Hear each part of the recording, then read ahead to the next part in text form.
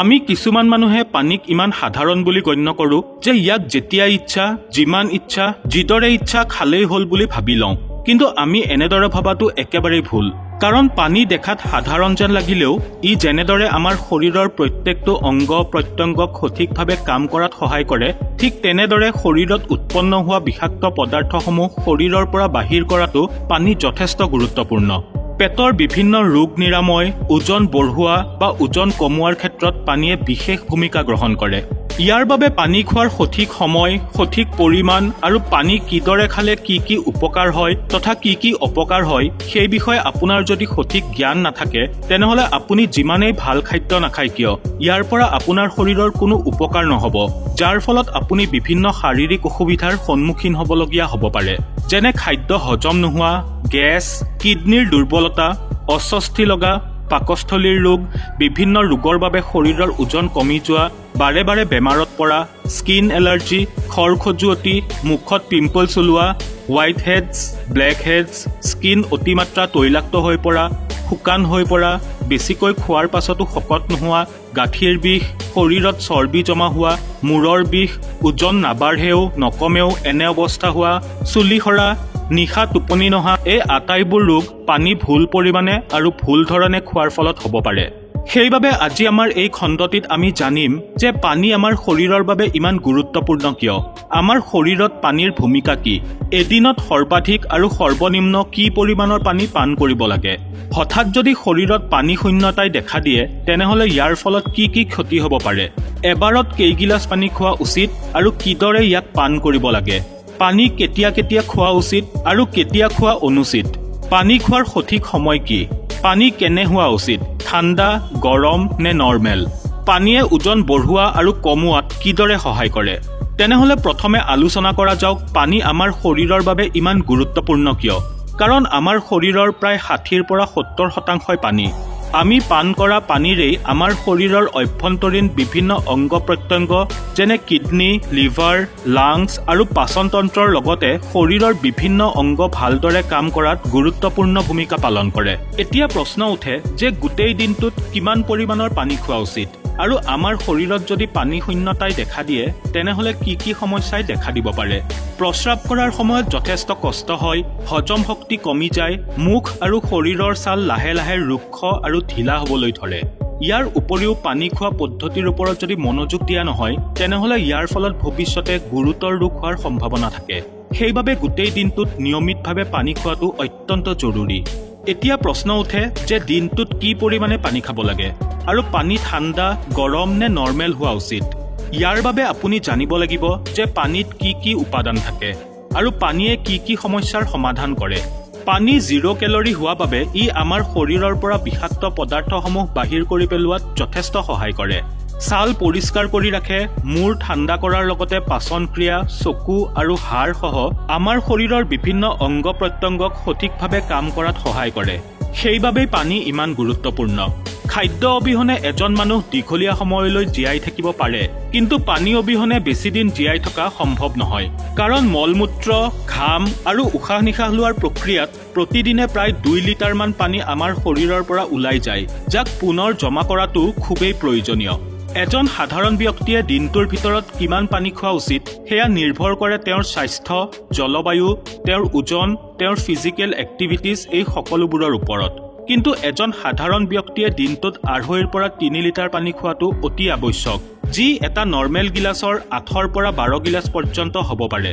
আৰু গৰমৰ দিনত যেহেতু যথেষ্ট ঘাম নিৰ্গমন হয় সেইবাবে পানী খোৱাৰ পৰিমাণ কিছু বঢ়াব লাগে আৰু যিসকলে নিয়মিত এক্সাৰসাইজ কৰে তেওঁলোকে আৰু অধিক পানী খোৱা উচিত কাৰণ তেওঁলোকৰ শৰীৰৰ পৰা পানী কিছু বেছিকৈ নিৰ্গমন হয় এতিয়া প্ৰশ্ন উঠে যে অধিক পৰিমাণে পানী পান কৰিলে শৰীৰৰ কিবা অনিষ্ট হ'ব পাৰে নেকি তেনেহলে ইয়াৰ উত্তৰটো অতি সাধাৰণ আমি সকলোৱে জানো যে যিকোনো বস্তু অধিক পৰিমাণে খোৱাটো ক্ষতিকাৰক খুব বেছি পৰিমাণে পানী সেৱন কৰিলে আমাৰ কিডনিৰ কাৰ্যক্ষমতা কমি যায় তেজত সোডিয়ামৰ পৰিমাণ কমি যোৱাৰ সম্ভাৱনা থাকে এজন ব্যক্তিয়ে যদি দিনে 4 বা 5 লিটাৰৰ বেছি পানী সেৱন কৰে তেনেহলে তেওঁৰ এনে ধৰণৰ সমস্যা হ'ব পাৰে এবাৰত কেইগিলাচ পানী খাব লাগে আৰু কেনেদৰে খাব লাগে কিছুমান মানুহ আছে যিয়ে যিমান ইচ্ছা যেনেদৰে ইচ্ছা পানী সেৱন কৰে কিন্তু এইবোৰ চিন্তা কৰি থকাটো ভুল, কাৰণ একে পৰিমাণৰ পানী বেলেগ বেলেগ ধৰণে সেৱন কৰাৰ বাবে শৰীৰত বেলেগ বেলেগ প্ৰভাৱ পৰে।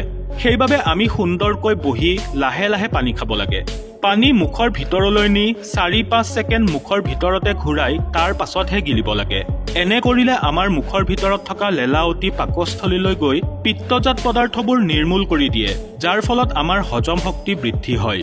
থিয় হৈ খুব খৰকৈ পানী খালে আমাৰ কিডনীয়ে সঠিকভাৱে ফিল্টাৰ কৰাত ব্যৰ্থ হয়, আৰু মুখৰ ওপৰৰ পৰা পানীৰ বটলেৰে ঢালি পানী খালে পানীৰ লগতে বাহিৰৰ বহুতো গেছ আৰু বীজাণু আমাৰ পেটলৈ যোৱাৰ সম্ভাৱনা থাকে। ইয়াৰ ফলত পৰৱৰ্তী সময়ত আমাৰ শৰীৰৰ বিভিন্ন গাঁঠিত বিষ বেমাৰে দেখা দিব পাৰে। সেইবাবে আমি ধুনীয়াকৈ বহি লাহে লাহে 3 বা 4টা উশাহত পানী খাব লাগে, আৰু এবাৰত যিমানখিনি খাব লাগে তাতকৈ বেছি পানী খোৱাটো উচিত নহয়। এবাৰত 1 পৰা 1.5 গিলাচ পানীহে খাব লাগে, কাৰণ এবাৰত বেছি পানী খাই দিলে আমাৰ কিডনীয়ে ভালদৰে ফিল্টাৰ কৰিব নোৱাৰা হয়, আৰু সেই পানী আমাৰ শৰীৰৰ পৰা বাহিৰ হ'বলৈ নাপায়, প্ৰস্ৰাৱৰ জৰিয়তে বাহিৰ হ'বলৈ বাধ্য হয়। পানী গৰম, ঠাণ্ডা নে নৰ্মেল হোৱা উচিত।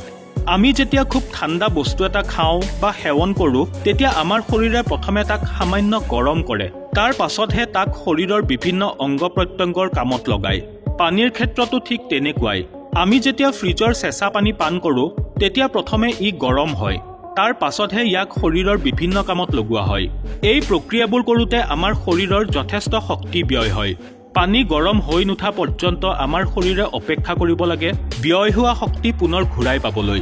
ইয়াৰ উপৰিও বেছি ঠাণ্ডা পানী সেৱন কৰিলে আমাৰ হজম শক্তিও কমি যায়। সেইবাবে আমি খোৱা পানীখিনি নৰ্মেল বা সামান্য গৰম হোৱা উচিত, যাতে ই তৎক্ষণাত আমাৰ শৰীৰৰ বিভিন্ন অংগ প্ৰত্যংগৰ কামত লাগিব পাৰে। আৰু আমি যিবোৰ খাদ্য খাওঁ সেইবোৰ কুহুমীয়া গৰম পানীয়ে খুব সোনকালে হজম হোৱাত সহায় কৰে। ইয়াৰ ফলত হজম শক্তিও বাঢ়ে আৰু পেটো পৰিষ্কাৰ হৈ থাকে। পানী কেতিয়া খোৱা উচিত আৰু কেতিয়া খোৱা অনুচিত। মানুহ এইবোৰৰ প্ৰতি সজাগ নোহোৱাৰ বাবে প্ৰায়েই নানান ৰোগত আক্ৰান্ত হ'বলগীয়া হয়। পানী কেতিয়া খাব লাগে সেইটো জনাতকৈ পানী কেতিয়া খাব নালাগে তাকেহে জনাটো বেছি দৰকাৰী। সেইবাবে আমি প্ৰথমে জানো আহক পানী কেতিয়া খাব নালাগে, তাৰ পাছতহে আমি জানিম পানী কেতিয়া কেতিয়া খাব লাগে। খাদ্য খোৱাৰ আগতে সামান্য পানী খাই ল'লে শুকান খাদ্যবোৰ পাকস্থলীলৈ গৈ পোৱাত সুবিধা হয়, লগতে হজমো খুব সোনকালে হয় আৰু হেকুটি অহাৰ সম্ভাৱনাও কম হয়। কিন্তু খাদ্য খোৱাৰ আগতে খুব বেছি পানী খোৱাটো একেবাৰেই ঠিক নহয়, কাৰণ খাদ্য খোৱাৰ আগতে বেছিকৈ পানী খালে খাদ্যবোৰ ই পাতল কৰি পেলায় আৰু আমাৰ পাকস্থলীত পাচন ক্ৰিয়া সঠিকভাৱে সম্পন্ন নহয়, যাৰ ফলত খাদ্যবোৰ হজম হওঁতে যথেষ্ট সমস্যা হয়। সেইবাবে সঠিকভাৱে পানী পান কৰিবলৈ হ'লে আমি খাদ্য খোৱাৰ 1 বা 1.5 ঘণ্টা পাছতহে পানী খোৱা উচিত। ৰাতি হঠাৎ টোপনি ভাঙি গ'লে উঠি পানী খাই আকৌ শুই যোৱাটো। দিনৰ বেলা পানী খোৱাটো আমাৰ বাবে যিমান উপকাৰী, ঠিক সেইদৰে নিশাৰ ভাগত অতিমাত্ৰা পানী খোৱাটো সিমানেই অপকাৰী, কাৰণ শুৱাৰ সময়ত আমাৰ শৰীৰটো সিমান এক্টিভ হৈ নাথাকে। সেইবাবে পানী কোনো ধৰণৰ ফিল্টাৰ হোৱাৰ পূৰ্বেই কিডনীলৈ গৈ পায়, যি আমাৰ কিডনীৰ বাবে যথেষ্ট ক্ষতিকাৰক। আৰু টোপনিৰ পৰা সাৰ পাই বাৰে বাৰে টয়লেট গৈ থাকিবলগীয়া হয়, যাৰ ফলত টোপনিত যথেষ্ট ব্যাঘাত জন্মে। সেইবাবে দিনৰ ভাগতেই আমি উচিত পৰিমাণৰ পানী পান কৰাৰ লগতে দুবাৰ পানী খোৱাৰ মাজত 45 মিনিটৰ পৰা 1 ঘণ্টা পৰ্যন্ত ব্যৱধান ৰখাৰ চেষ্টা কৰিব লাগে। আপুনি যেতিয়াই লক্ষ্য কৰিব যে আপোনাৰ প্ৰস্ৰাৱ হালধীয়া নহয় পানীৰ দৰে পৰিষ্কাৰ হৈছে, তেতিয়া আপুনি বুজিব লাগিব যে আপোনাৰ শৰীৰত আৰু পানীৰ প্ৰয়োজন নাই। সেইবাবে প্ৰস্ৰাৱ কৰাৰ 15 বা 20 মিনিট পাছতহে পানী পান কৰা উচিত, তাৰ আগতে নহয়। এনে কৰিলে কিডনীয়েও কিছু জিৰণি লোৱাৰ সুযোগ পাব। নহ'লে কিছু সময়ৰ মূৰে মূৰে পানী খাই থাকিলে আমাৰ খুব জোৰত প্ৰস্ৰাৱ কৰা লাগিব, আৰু সময়ত যদি টয়লেট যোৱা নহয় তেনেহ'লে সমস্যা আৰম্ভ হ'ব পাৰে। তিয়ঁহ আৰু বিলাহীৰ আঞ্জা খোৱাৰ পাছত পানী পান কৰাটো একেবাৰেই উচিত নহয়। আৰু এই ধৰণৰ ফল যেনে কল, তৰমুজ, ডালিম, নেমু আদি ফল খায়ো পানী খোৱা একেবাৰেই উচিত নহয়, কাৰণ এনে কৰিলে পাকস্থলীত থকা খাদ্যবোৰ টান হৈ যায়, যাৰ ফলত হজম হওঁতে যথেষ্ট সমস্যা হয়। আকৌ ইয়াৰ বাবে কিছুমানৰ ঠাণ্ডাও লাগিব পাৰে।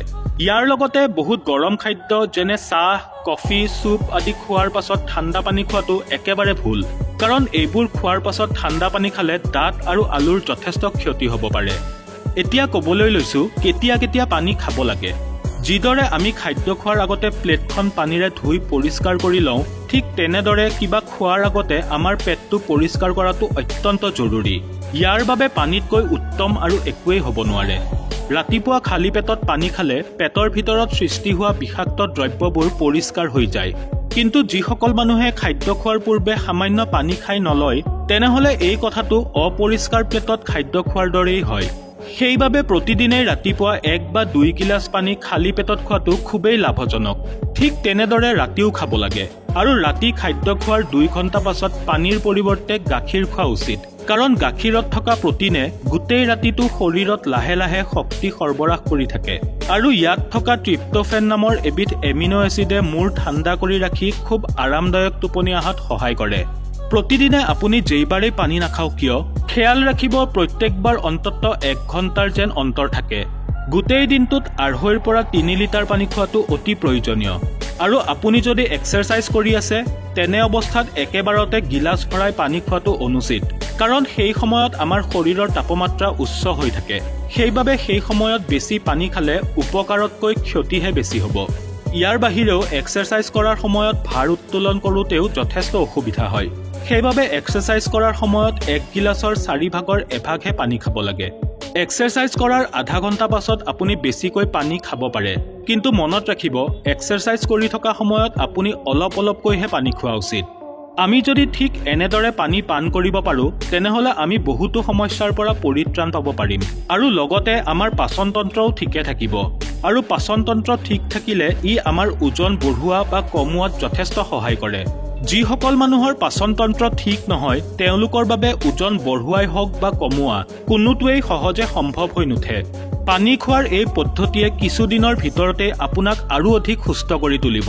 তেতিয়া আপুনি ভিডিঅ'টোৰ তলত থকা কমেণ্ট বক্সত ফিডবেক দিবলৈ নাপাহৰিব। ভিডিঅ'টো ভাল লাগিলে আপোনাৰ বন্ধু, পৰিয়াল আৰু অন্যান্য সদস্যৰ সৈতে শ্বেয়াৰ কৰিব পাৰে। পুনৰ আন এটি নতুন ভিডিঅ'ত লগ পোৱাৰ প্ৰতিশ্ৰুতিৰে আজিলৈ আহিছোঁ। ধন্যবাদ।